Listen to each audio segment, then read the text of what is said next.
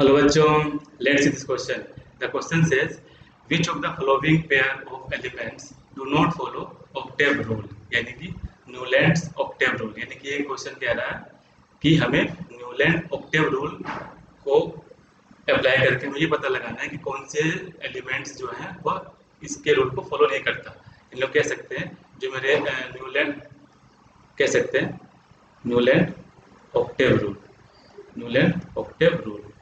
तो इस रूल में न्यूलैंड ने क्या किया उन्होंने क्या किया कि एलिमेंट्स को उनके इंक्रीजिंग बढ़ते हुए एटॉमिक मास के अकॉर्डिंग सजाया और सजाने के बाद उन्होंने कहा कि प्रत्येक आठवां एलिमेंट फर्स्ट एलिमेंट के उसके प्रॉपर्टी के बराबर होगा. कहने मतलब प्रत्येक आठवां एलिमेंट का जो भी प्रॉपर्टी होगा वह फर्स्ट एलिमेंट की प्रॉपर्टी के सिमिलर होगा. ये कहा न्यूलैंड ने और इस रूल को हम लोग क्या कहते हैं न्यूलैंड ऑक्टेव रूल कहते हैं. ठीक है, तो यहाँ पर उन्होंने क्या किया कि कुछ एलिमेंट को लिए और उनके एटॉमिक बढ़ते हुए एटॉमिक मास के अकॉर्डिंग सजाया. जैसे लिथियम है ना, उसके बाद इसको हम लोग सजाते चले जाएंगे. इसके बाद उन्होंने क्या किया इनर्ट गैस को छोड़ा. फिर आगे नीचे आएंगे सोडियम, एल्युमिनियम, फिर नीचे आएंगे. उन्होंने आर्गन को छोड़ करके फिर आया यहाँ पर 19, उसके बाद 20 आगे बढ़े. तो यहाँ पर उन्होंने क्या किया कि प्रत्येक आठवां इलेक्ट्रॉन यदि यहाँ से हम फर्स्ट माने उसको काउंट करें तो 1 2 3 4 5 6 7 8 यानी कि ये जो आठवां एलिमेंट होगा वह फर्स्ट एलिमेंट यानी इस एलिमेंट के प्रॉपर्टी के सिमिलर होगा. इसका जो प्रॉपर्टी होगा वही प्रॉपर्टी मेरा फर्स्ट एलिमेंट का होगा. ऐसा ऑक्टेव रूल में कहा गया, लेकिन न्यूलैंड के ऑक्टेव रूल में कहा गया. तो सिमिलरली यदि इसको हम लोग फर्स्ट मान लें, बेरिलियम के दिन फर्स्ट मान लें, उसको काउंट करें तो 1 2 3 4 5 6 7 8 यानी कि यह मैग्नीशियम.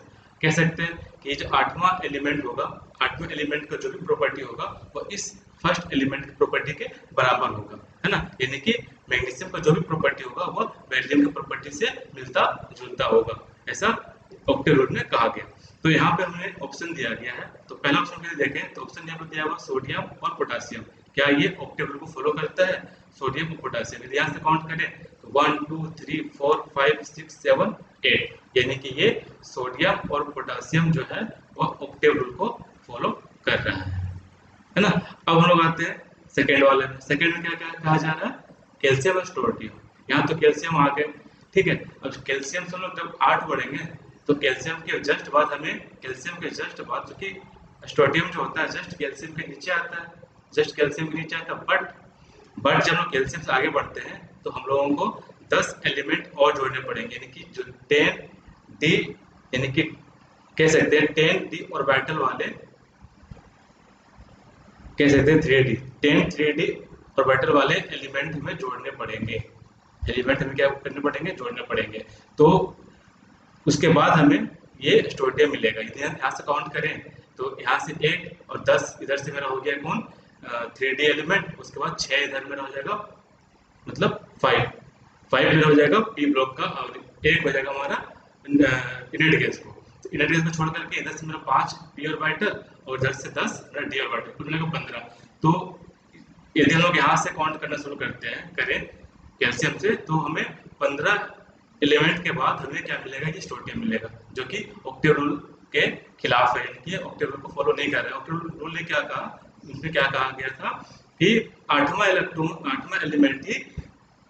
एलिमेंट का जो प्रॉपर्टी होगा वो फर्स्ट एलिमेंट की प्रॉपर्टी के बराबर होगा. लेकिन यहाँ पर कैल्शियम और स्टोर्टियम में ऐसा देखने को नहीं मिला. तो हम लोग कह सकते हैं कि कैल्शियम और स्टोर्टियम जो है वह न्यूलैंड के ऑक्टेव रूल को फॉलो नहीं करेगा.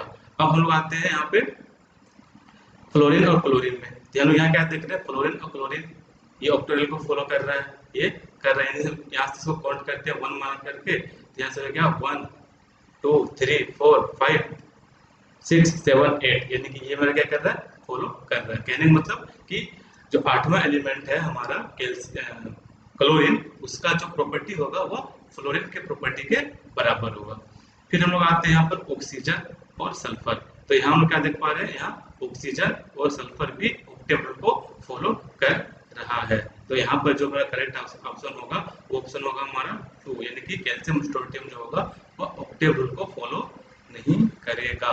Hope you understood it well. Best of luck.